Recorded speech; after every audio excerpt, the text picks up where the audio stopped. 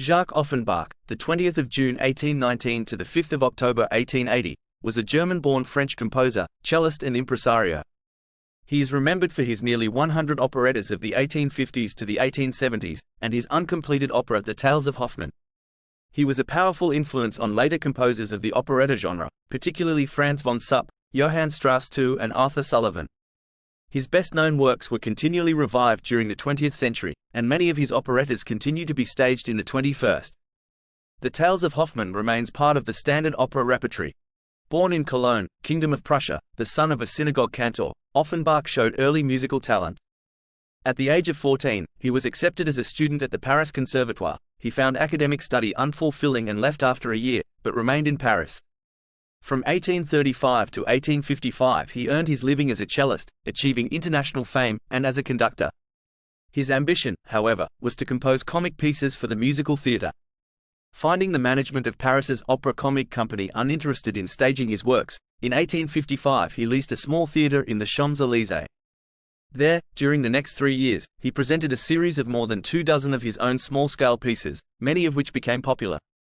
In 1858, Offenbach produced his first full-length operetta, Orfeo en Furs, Orpheus in the Underworld, with its celebrated can-can.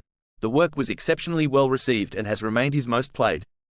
During the 1860s, he produced at least 18 full-length operettas, as well as more one-act pieces.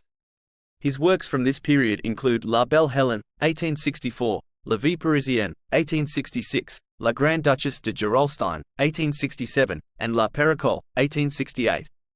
The risque humor, often about sexual intrigue, and mostly gentle satiric barbs in these pieces, together with Offenbach's facility for melody, made him internationally known, and translated versions were successful in Vienna, London, elsewhere in Europe and in the US. Offenbach became associated with the Second French Empire of Napoleon III. The emperor and his court were genially satirized in many of Offenbach's operettas, and Napoleon personally granted him French citizenship and the Légion d'honneur. With the outbreak of the Franco-Prussian War in 1870, and the fall of the empire, Offenbach found himself out of favor in Paris because of his imperial connections and his German birth. He remained successful in Vienna, London and New York. He re-established himself in Paris during the 1870s, with revivals of some of his earlier favorites and a series of new works, and undertook a popular US tour. In his last years he strove to finish The Tales of Hoffmann, but died before the premiere of the opera, which has entered the standard repertory in versions completed or edited by other musicians. If you enjoyed this video, don't forget to like and subscribe for more daily videos.